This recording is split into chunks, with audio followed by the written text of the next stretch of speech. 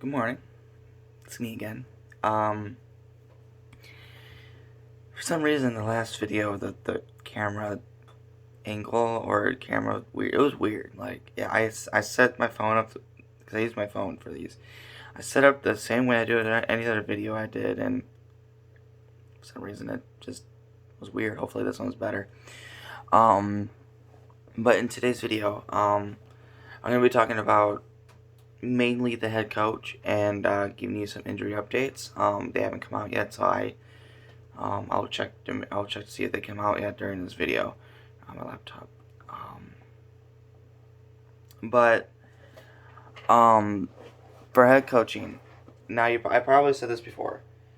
My top three candidates, and not in any specific order.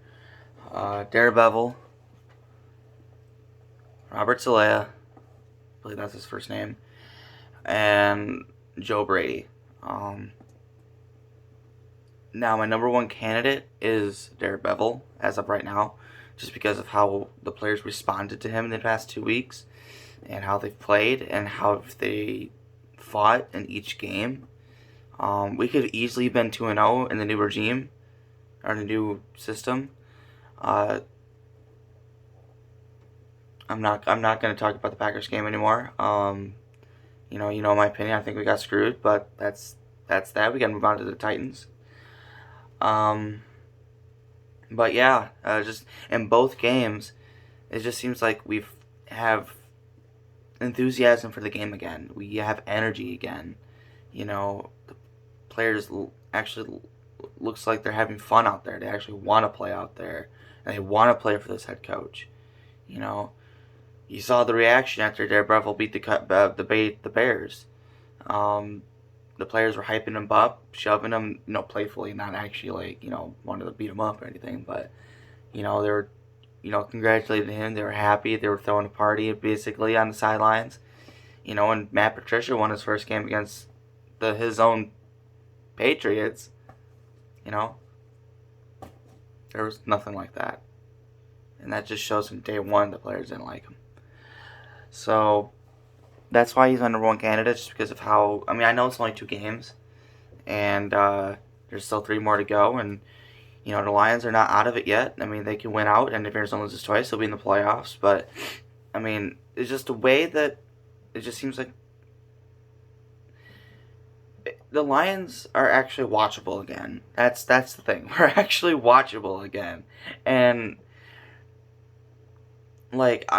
during the week before the Packers game, I couldn't wait for the Lions game.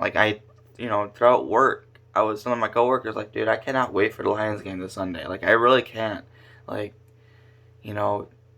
have not been able to say that in a very long time. Even before Matt Patricia, I don't think even during Matt Patricia's time I could say I couldn't wait for a Lions game. I might have said I couldn't wait for the season to start, just because during the off season you miss football. But during the season, I don't think I've ever gone through a week where I couldn't wait for the Lions game that Sunday, and that was the first time in a while. And that's all thanks to Bevel and how we've been playing. Even now, I cannot wait to see if Stafford can play, and if we can, prove, not really prove, but shock everybody and still make the playoffs as an 8-8 record, which is possible with 7 playoff spots. If they didn't add that last wild card spot, we would probably have been eliminated last Sunday. But with that last wild card spot, anything can happen in that 7th seed. I guess I'll talk a little bit more about the playoffs as well. But right now my number one candidate is Bevel. Now, I do believe he deserves a head coaching job, whether it's for the Lions or for a different team. From what he has shown with basically he inherited a terrible team. No offense to the Lions team, but Matt Patricia and Bob Quinn, they pretty much made a terrible team, and he inherited such a bad team, and to be able to do what he's been able to do the past 2 weeks is incredible and phenomenal, and that's just the coaching. And I think he deserves a head coaching spot, whether it's on the Lions or a different team. Um, to be honest, I want to see him go to the Jets as a head coach. I want to see him try to see if he can turn that team around. That'd be kind of interesting. But but no, Daredevil deserves a head coaching job. But the other two guys, Robert Salea, I like him as well because again he's like a player's coach. Players like him. He's well respected around the league, just like Daredevil is, and he's been able to deal with adversity well. He's been able to. He's the defensive coordinator for the 49ers, and the 49ers, as you guys well know, are decimated with injuries, just like the Lions are in defense. And he was able to make their defense still a top 15 defense in the league, I believe, or something that's not like the worst. Like I think they're still at the most top 20, and that's saying something. To have all those injuries and still have better defenses than some of the defenses that are fully healthy. I mean, that's coaching. That's that a coach is supposed to do that. It doesn't matter if you're a coordinator, assistant coach, a linebackers coach, a wide receivers coach, a head coach. Doesn't matter what kind of coach you are. Your job is to get your guys prepared for the next game, no matter if they're the first string, second string, third string, fourth string, or even goddamn fifth string. I mean, that's your job. And Matt Patricia, he did not do that well. We've dealt with so many injuries over his tenure as head coach, and it just seems like our guys were not prepared. We were lackluster. We had no energy, had no effort. That just falls on coaching, and with a coach that knows how to deal with adversity, that's who you want as a head coach who has proven himself to deal with adversity well and succeed still, or do well. And that's what Robert Saleh did with the 49ers defense. He's dealt with so many injuries and was able to get his guys prepared and go out week in, week out to play well. Now, I'm not saying that they were the best defense in the league. They still had some, they could probably play a little bit better throughout the season, but, in all in all, he was able to get his guys prepared. And the same thing with Joe Brady on the offensive side for the Carolina Panthers.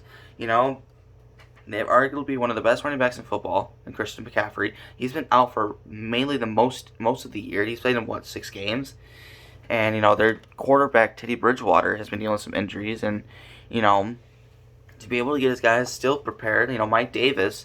I mean, yeah, some of it may fall on just the talent of Mike Davis, but as offensive coordinator, you gotta set up schemes for the guys you have, and he set up some good schemes for Mike Davis, and Mike Davis took advantage of it. He took. He was prepared for it.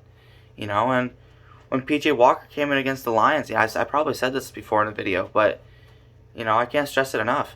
When, a quarterback is making his first career start in the NFL, no matter what team you're facing, you have no experience in the NFL, you were playing in the XFL, and you come out and you play like that, I mean, that, some of it falls on, the talent of the guy, but another, it falls on the coach. It falls on the offensive coordinator getting them prepared, setting up some schemes that will work well for him and setting up to succeed. And he did. And that is, and that's what you want as a head coach. Because as a head coach, it's the same thing. But you got to do it on both sides of the ball. Offense, defense, and I guess special teams as well. If you get an injury, the next man up, you got to get him prepared. You got to get him, comfortable. You gotta make sure he's ready for the game, and that is something Matt Patricia just couldn't do. He couldn't get our guys prepared, even our starters. He couldn't get our starters prepared for the game. I mean, he was just a terrible head coach, So, I mean, those are my top 3 guys. But no, my top candidate right now is Daredevil. If I'm the last front office, if I was in the front office and I was in charge of hiring the head coach again, I would hire Daredevil to a 2-year contract and get a new GM. But I would hire a new GM, but I would still keep Daredevil and see what he can do in a full season. Now, I would give him 2 years, because if you give him just 1 year, that's, it's going to take time for us to rebuild this team. And, it may take more than 2 years, but I just want to see what he can do in these 2 years with the team we have now, because I'm curious. What if you fired Matt Patricia earlier this season? What would our record be? as Daredevil as head coach, like, what would our record be? You know, and I think I want to see what he can do as a full season head coach. And give him 2 years. If he shows this same thing and it shows we're winning without any stars on the team, I say extend it for like a 5-year contract. Then rebuild around Daredevil's system. But if it just shows that he gives us energy, but he cannot get us to where it's promising, then you gotta find a new head coach. But I would give Daredevil a chance. 2, maybe even 3-year contract. Get a new GM. Try to rebuild this team as quickly as you can. I mean, I don't think this team should go into a full rebuild. I think that they should just do a renovation. Rebuild bits and pieces of the team, not the entire team, because this team is talented enough. I mean, I feel like the first 2 years of Matt Patricia's regime, we've actually had a team. I thought that they could, be a 10-6, 11-5 team both of those years. I mean, I really thought they could. Even this year, I thought they could make a 10-6 record. Maybe not 11-5, 9-7, but I don't know. So I just don't think we should go into a full rebuild. I think that we should try to rebuild some of the team, but we should mainly focus on rebuilding our defense, since our offensive side is not really a problem. It's usually not. It's usually on the defensive side. We should try to focus on getting guys. Hey, if we get Robert Saleh, we may get Richard Sherman. I mean, I'm not saying that's a done deal, but Richard Sherman has high respect for Saleh, and he even said that Saleh should be the #1 guy for Detroit. And you also want a coach that is well known around the league, well liked around the league, so you can get the stars. I mean, my grandma, she's always asking, like, why are the good teams always good? Why are the bad teams always bad? Like, she thinks it's all about money, and a part of it is, but a part of it, you can have all the money in the world, but if a guy does not want to come to your team, it's hard to do that. I mean, it's hard to get a guy who doesn't want to come play for your team. You can have all the money in the world, but if no one wants to come to play for your team, it is hard. And now what I mean by that is, yes, I know mainly a player will take the big contract, but let's say the Detroit Lions offer, now this is all hypothetical, I'm trying to find a star in the league, Joey Bosa. How about that? Let's go with Joey Bosa. Let's say he's a free agent, and he gets 2 offers. He has a choice between 2 offers. You get a 5-year, whatever the max is, whatever you can get a max. Let's say it's $180 max. I'm not saying this is probably a terrible contract, but this is just hypothetical, and this is just trying to make a point. Let's say the Lions offer him $5 million, a 5-year, $180 million max for Joey Bosa, or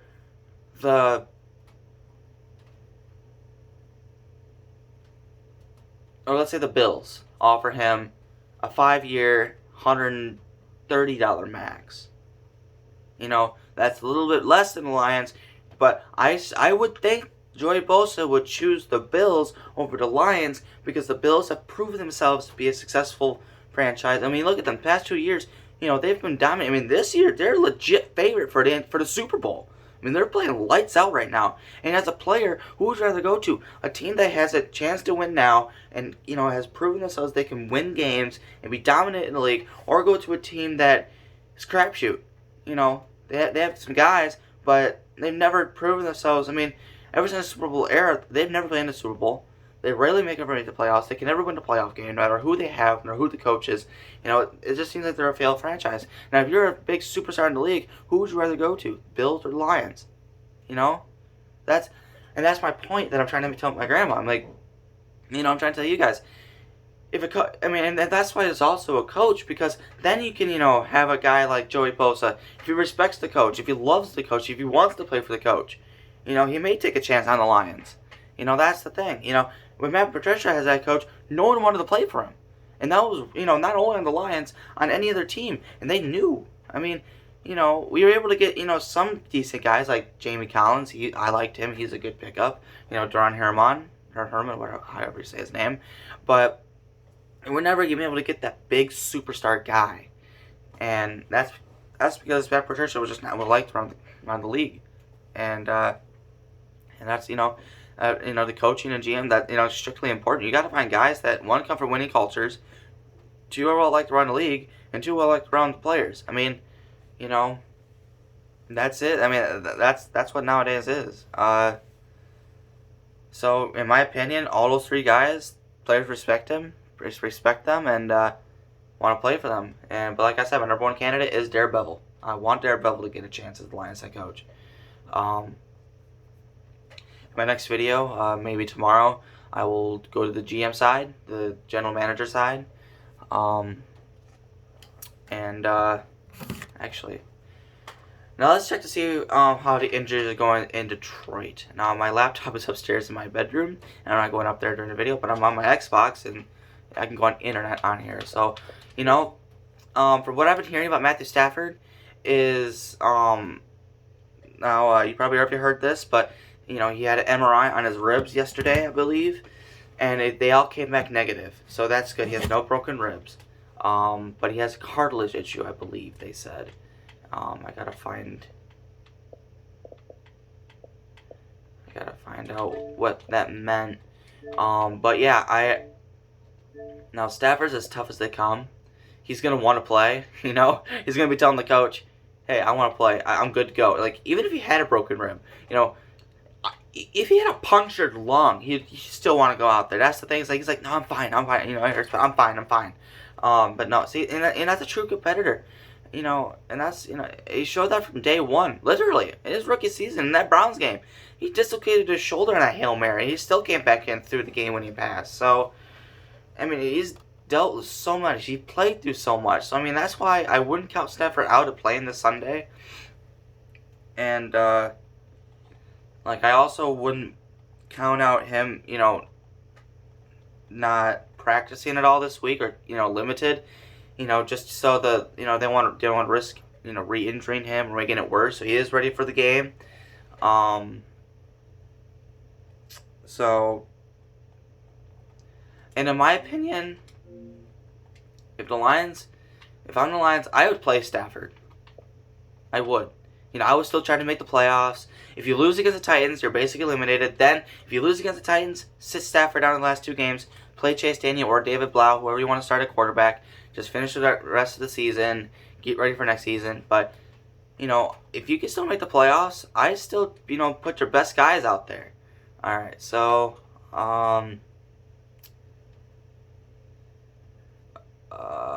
let's see.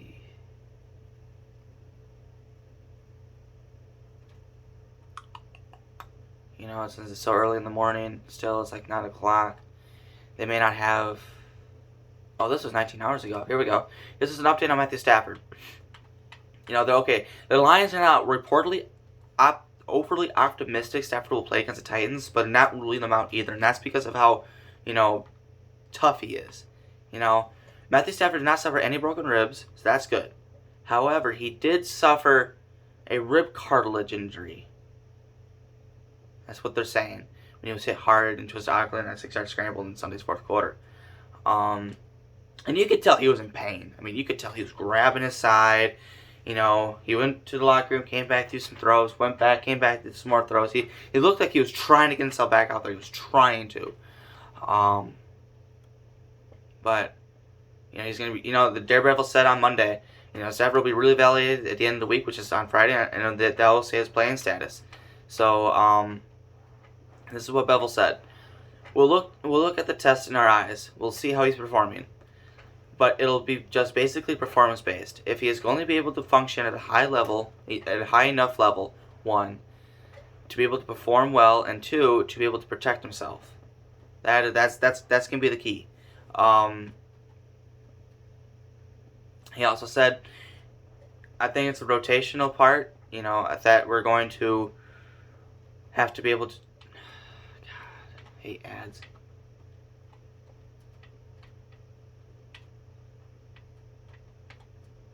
To determine how he's going to be able to feel during the week.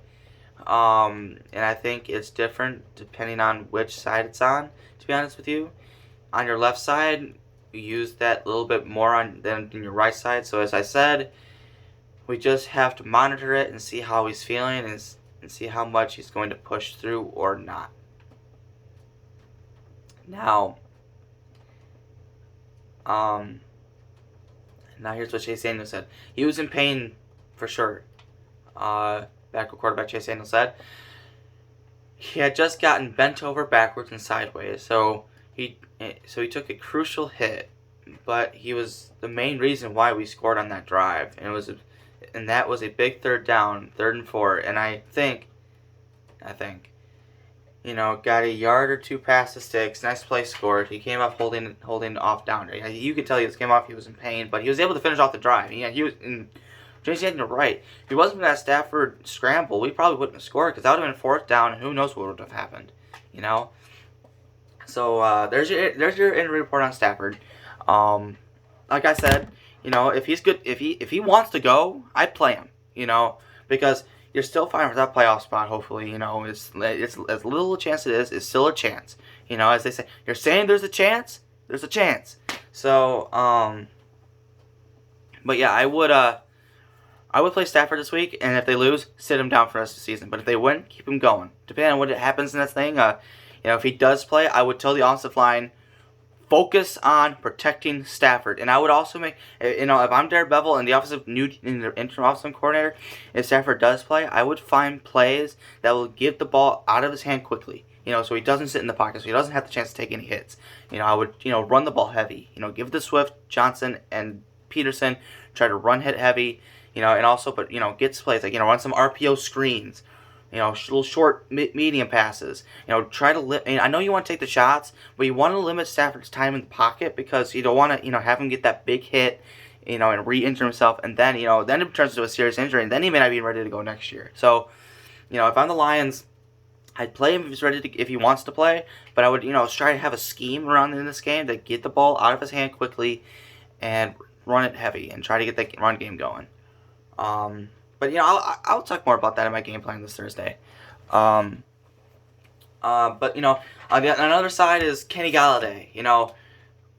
What is he gonna do? As you guys well know, Jeff Okudah is not gonna be here for the rest of the season. He's taking season-ending groin surgery, so hopefully we'll be back better than ever next year. But we're still thinking about what the hell's going on with Kenny Galladay.